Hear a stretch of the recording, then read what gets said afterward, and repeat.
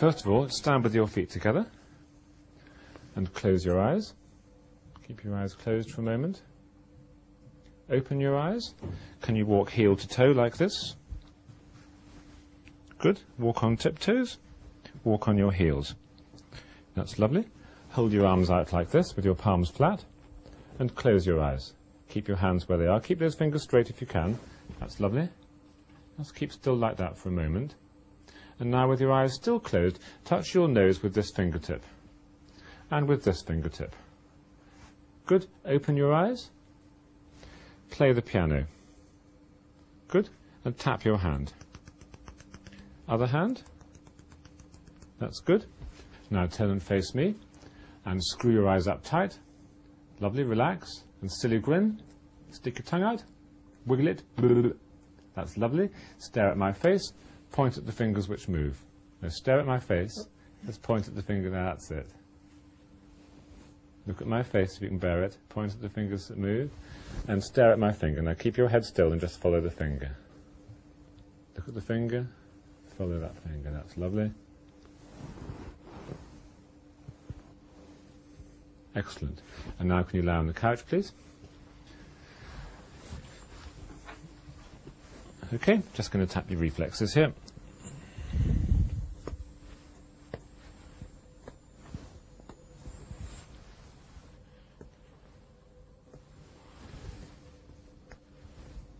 Going to scratch your foot. You won't like this. And again, lovely, isn't it? And stare straight up at the ceiling. Just going to look in the back of your eye here. Keep looking through my head. And look over there. Excellent, you passed with flying colours. Of course you need to understand the method behind all of this madness, which I shall now explain. Starting with Romberg's test, a very important test. We can all usually stand with our feet together and our eyes closed, but normals wobble a little bit more with their eyes closed. That's not abnormal. Some people are very anxious when doing Romberg's test and are all over the place. That can be non-organic, and you'll pick those patients up when you try and get them to do tandem gait. And having wobbled everywhere with Romberg's test, then when they do tandem gait, no problem at all. Look, even with my hands in my pockets, I'm walking backwards.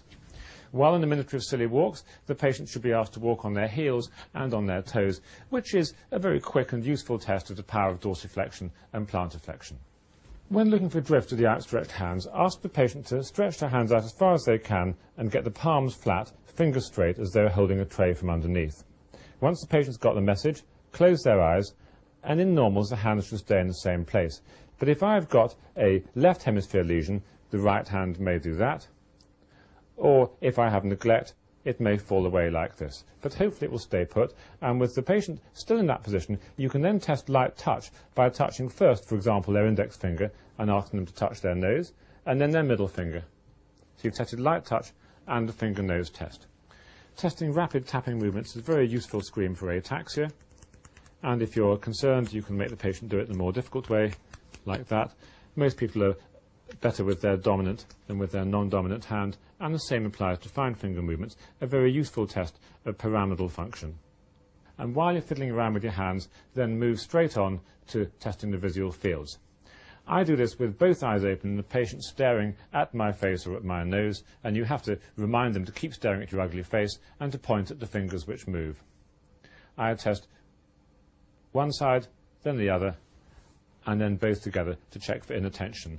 The reason I think this is acceptable is because you hardly ever see people with an isolated nasal field defect.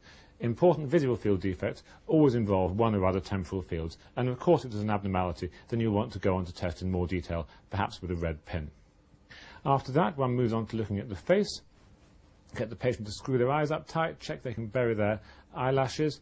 When they open their eyes, check and see that the pupils come down nicely to light, and while you're looking at the eyes and pupils, have a quick squint to see if they have Horner's syndrome, which is most easily recognised by looking for the quizzically raised eyebrow, more wrinkles on that side. Then you focus in and look and see if they've got a droopy eyelid. And of course the small pupil is much better seen in the half dark than in full light. Then onto the lower face, silly grin, should be nice and symmetrical, and rapid tongue movements. Tongue out, like that. Patients usually find that relatively entertaining, except for the ones with a pseudobulbar palsy, tongue movement. It doesn't do what it's told. After that, it's onto the couch for the tendon reflexes and fundoscopy, about which you need no instruction, although if you feel unhappy about them, it's simply a matter of practice. While the patient's on the couch, of course you'll check the blood pressure, and in older people with headaches, you will probably want to screen for primary neoplasm, palpate the breasts, abdomen, examine the chest, and then you're done.